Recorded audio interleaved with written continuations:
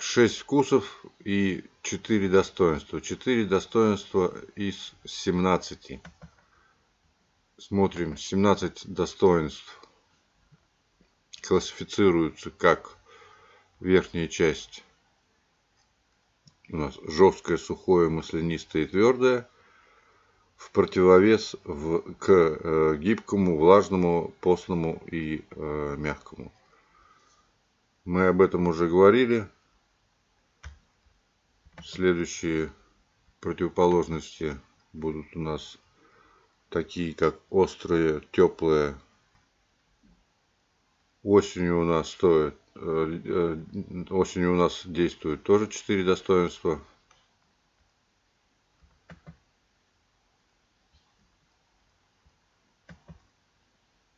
Зимой также 4 достоинства входят в силу.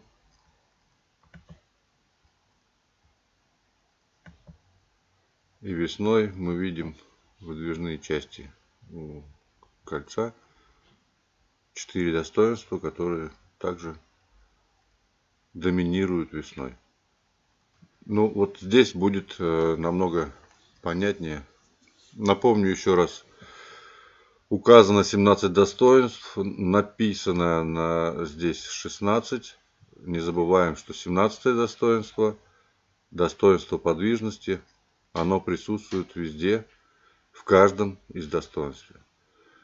И в целом любое достоинство, свойство, а именно жар, холод, влага, сухость, то можно увидеть как, соответственно, так же, как теплота не может без прохлады, так же, как и сухость не может без влаги. И наоборот. Если есть вопросы, пишем в чат. Можно заранее писать, чат всегда открыт, начало просмотра. Итак, на экране мы видим три прохладных вкуса. Сладкий, горький и вяжущий. Вкусы холодные. По джучи, по канону тибетской медицины, собственно, это наш учебник, мы знаем, что вяжущий имеет опоры земля и ветер. И в одном из вкусов, соответственно, в этой схеме нет тепла. Для сравнения смотрим другую. 3 теплых вкуса. Здесь мы видим огонь у каждого, и у жгучего, и у соленого, и кислого. Но и присутствует также еще 3 разных элемента. Если кто-то не помнит, вкратце мы можем напомнить, как это происходит. Все, естественно, идет от 4 качеств. Тепло, прохлада, ну, вот это от этих двух пар, тепло, прохлада, сухость и влага. Они же являются опорами у вкусов. Еще раз разберем.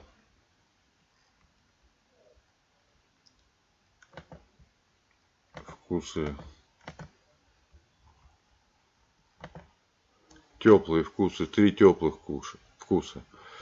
Жгучий, самый теплый идет. У него есть опора вкуса такая, как ветер и огонь. Да, ну, наша интерпретация или русификация, мы делаем это как ветер сухой и холодный, огонь сухой и горячий, или сухой и теплый. Соответственно, жгучий самый сухой. То есть у него проявлена сухость больше всего. Записали или запомнили, это не указано в подсказках, но на сообразительность мы не пишем специально эти прилагательные. Еще раз напоминаю, ветер у нас рассматривается как сухость и прохлада. Огонь у нас рассматривается как сухость и тепло. Вода у нас рассматривается как влага и прохлада. Земля у нас рассматривается как влага и тепло. Но пишем мы в подсказках по-прежнему первые элементы. Так, следующий вкус у нас кислый. Я начал с сильных вкусов, то есть жгучий, кислый и соленый. Итак, кислый имеет земля, у нас она влажная и теплая. Огонь у нас также теплый и еще и сухой. То есть кислый имеет 2 раза теплое, 2 раза теплоты. Соответственно, если жгучий самый сухой, достоинство жгучего вкуса, сухость, то достоинство кислого вкуса будет теплота, именно жар. Жгучий сухость, кислый теплота. Соленый. Соленый, как и в предыдущем эфире, личную опору, такие как вот эти вот 4 первые элементы, как ветер, огонь, вода, земля, они находятся в равных количествах, в равных качествах и друг другу не вредят. Поэтому соленый и вяжущий, они нейтральные вкусы из, скажем, из теплых и прохладных.